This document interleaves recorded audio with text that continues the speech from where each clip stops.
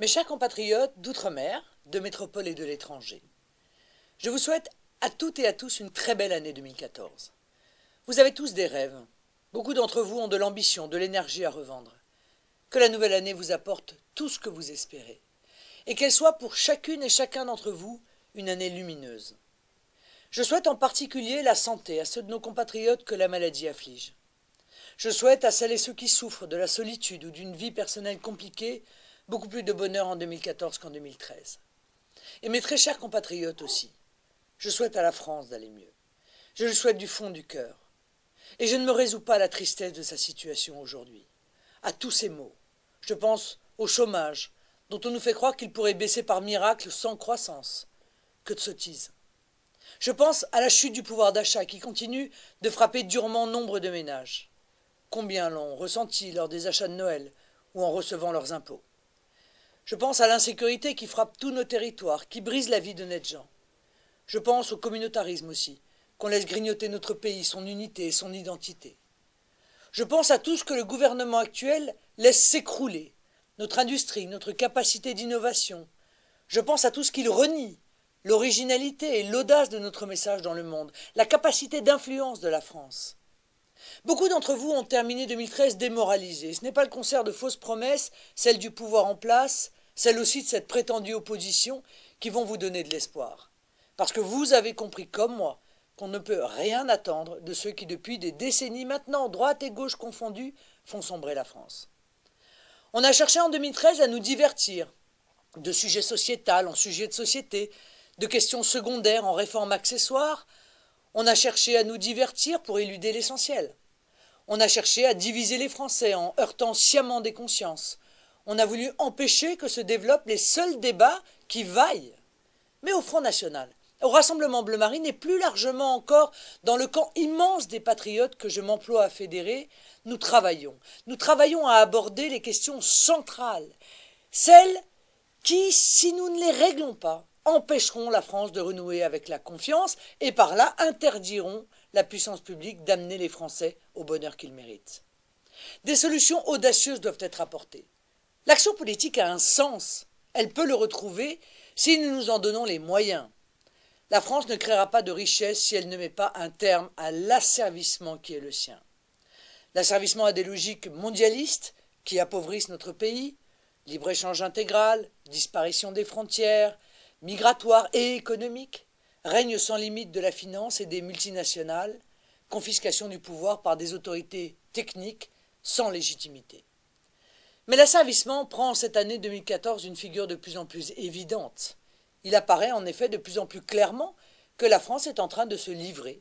Elle se livre à une Union européenne devenue totalitaire, folle d'austérité, prête à pousser la plupart des pays dans la récession et le conflit, pourvu que soit sauvé le système qui la tient, les intérêts que défend Bruxelles et à travers Bruxelles tous les politiciens du système. Mais ces intérêts ne sont pas les vôtres, ne sont pas les nôtres, ce ne sont pas ceux du peuple français. Ceux qui renoncent vous trompent en vous faisant croire que la souveraineté, nous la retrouverons quand nous la remettons à Bruxelles, à Francfort ou à Berlin. Non, c'est un mensonge. Un mensonge que vous tiennent les petits politiciens du renoncement, ceux qui se succèdent sous nos yeux lassés, à la tête d'un État qui n'est bientôt plus qu'un État fantoche. Ils échouent et nous déçoivent, les uns après les autres. Mais il ne peut en réalité en être autrement. Je veux qu'en 2014, la France repose le principe de sa souveraineté, de la maîtrise de son destin, qu'elle se saisisse de cette question cruciale.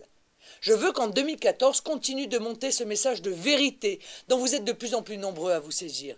Il n'y aura pas de salut si nous ne reprenons pas le gouvernail, dans de nombreux domaines, monétaires, budgétaires, migratoires, diplomatiques.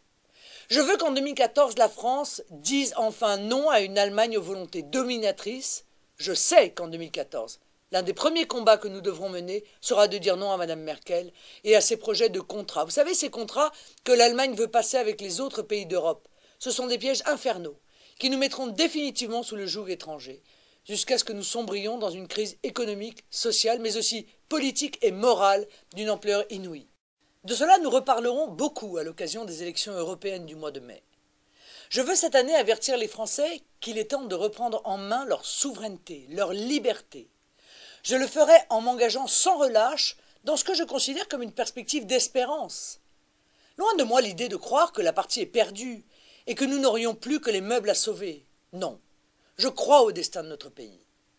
La France ne renaît que par la grandeur. C'est seulement dans la grandeur que la France sait quitter le renoncement. Les moments les plus difficiles dans son histoire, notre nation n'a jamais su s'en délivrer qu'en criant à la face du monde sa grandeur, son ambition de peser, sa puissance. La grandeur, c'est l'invention, l'optimisme, l'enthousiasme. Quelle gloire n'a pas eu la France pendant des siècles, elle qui est devenue par le labeur et le génie de génération et de génération le pays des arts et des lettres, le pays où sont nées les cathédrales, où a germé la passion du beau. Quelle gloire n'avons-nous pas tirée quand à la fin du XVIIIe siècle, nous disions à la terre entière que les hommes sont libres et égaux. Quelle gloire n'avons-nous pas connue après la guerre? Nous affirmions alors notre prospérité, quand nous guidions tant de peuples sur le chemin du progrès, quand la voix de la France partout portait. Toutes ces gloires françaises, toutes ces gloires de la France, elles sont enfouies dans notre histoire. Elles sont aussi notre potentiel. Elles sont dans l'immense besace des ressources de la France et des Français. Elles n'attendent que d'éclore et de resplendir à nouveau. Nous avons beaucoup de choses à faire. Nous sommes un pays potentiellement très riche et très influent. Alors le renoncement, laissons-le à ceux qui ont renoncé. Ne nous mettons pas de leur côté. Soyons résolus à mener tous les combats. Je suis prête à le mener, tout sans relâche, frontalement. Tenez bon. Je crois en la France, en son unité. Je crois en nous. Mais ne lâchez rien. Travaillez partout à faire taire les sirènes du renoncement. Ouvrez les yeux de ceux qui ne voient pas encore, qui ne veulent pas voir. Ouvrez les yeux de tous ceux qui se résignent encore au parti de l'abandon. Les étapes de l'année qui vient paraissent peut-être à certains accessoires secondaires. Eh bien, c'est tout l'inverse. Nous devons prendre un avantage certain en 2014. Nous devons poser nos jalons. Pour l'avenir, nous devons d'abord nous ancrer dans les territoires. Il faut aller voter patriote aux élections municipales. Et il faut dès maintenant soutenir le candidat Front National ou Rassemblement Bleu Marine, s'il y en a un dans votre commune. Il faut aider les autres, ceux qui portent nos couleurs, dans leurs campagnes électorales.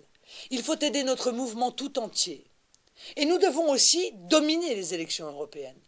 Nous avons l'ambition de devenir dans les urnes, lors de ces élections, le premier parti de France.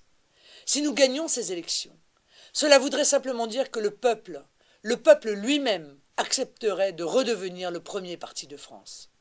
Ce serait un symbole, et ce serait aussi du carburant pour notre dynamique dans la perspective des échéances futures, des échéances primordiales. C'est en 2014 que nous pouvons lancer un nouveau signal. Après tous les succès déjà remportés, un signal que tout le monde entendra. Nous pouvons donner à chacun une manifestation renforcée de notre détermination et aussi prendre de l'avance dans notre marche vers le pouvoir. Alors je formule le vœu, mes chers compatriotes, je formule le vœu que 2014 vous soit utile à toutes et à tous, à vous, peuple de France, vous soit utile pour contribuer à cette œuvre magnifique que j'écris avec vous. Vos projets, vos ambitions, vous pourrez les faire vivre dans une France qui réussit. Bonne et heureuse année à chacune et chacun d'entre vous. Croyez en vous et croyez surtout en la France.